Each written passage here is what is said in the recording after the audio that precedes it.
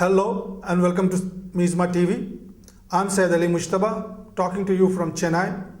We are talking today about democracy in Burma, and we have one very interesting person, Commodore Vasan, retired from the Indian Navy. Welcome to the show. Thank you.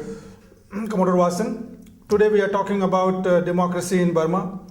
And as you know, the military rulers in Burma has announced a 7-point roadmap towards democracy.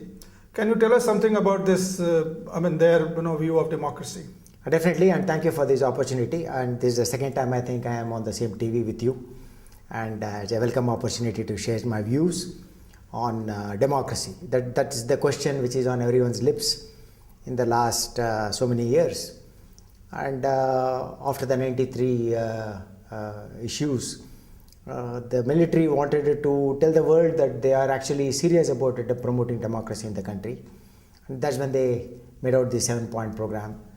And according to their claims, they already completed 5 of these. And there's only 2 more stages are left. Finally, the whole gist of this 7-point was power to the people. That is, transition to democracy from the military rule. How much of it has happened is a big question mark. In the perception of the military junta, it's a success, and they have gone to the extent of saying that there was 99% of people who voted for the constitutional amendments.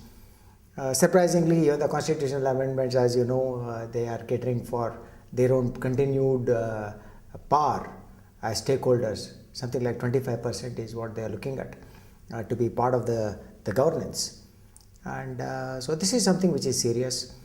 And they also came in for a lot of criticism because Nargis, the famous cyclone, hit them on 3rd. But they went ahead with the referendum just within a week, around the 10th. So this is something where, it was very clear that the military junta was not really sensitive to the disaster relief that was required to be provided.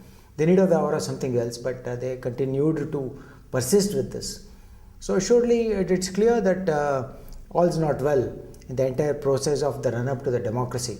A lot of lip service is being paid, and the world is watching with a lot of anguish as to what exactly is going to happen. That actually, brings to the very important question whether the international community should endorse this 7-point roadmap to democracy, or they should come in between and tell that no, this is right or this is wrong. And with particularly India as well, because India being the neighbor, what should be the stand of the international community as far as the 7-point roadmap is concerned? No, it's a very interesting question in the sense that the world has been watching Burma for a long time, and everyone is keen that the military junta hands over power to the people. And people have been languishing in jails. There have been excesses which have been committed in the past. And countries like America and the European Union have even gone to the extent of imposing sanctions. And they've even banned travel, to the extent that as far as America is concerned, they have said we don't even want gifts and souvenirs to come from Myanmar. So that is the level to which they have taken this movement to support imposition of democracy out there. But regrettably, because of the geographical political compulsions, China and India I don't think have done too much in their efforts to promote democracy over here. The question here is, what more can they do? Because after all they are neighbors. There is a power play between 2 superpowers of the region over here, China and India, and they would like to continue relations. All of us know, it's not a secret that India for a long time abstained from interacting with the military junta. It's only when they found that the entire space is being filled up by China that they were a little worried about the kind of influence and the threats that they may encounter through Burma, that they started interacting with the junta. So this is the position that we are in. Even countries in ASEAN and SAARC are trying to see how they can help Burma to become a democratic nation. So just mere sanctions and all that have not helped. And the military, in the assessment of many, is an organization that can go on like this for the next 30-40 years, even with the sanctions. So if that is the assessment of the analysts the world over, then we need to go on a different track. And that different track comes not from estrangement, perhaps from more engagement, so that the suspicions are removed and the people-to-people contacts are established, like there is censorship on the internet.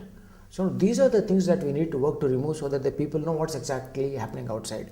The media control has to be removed, and the United Nations have also tried to blow hot, blow cold on the process of transformation into a democratic country, but all this has not yielded the desired result.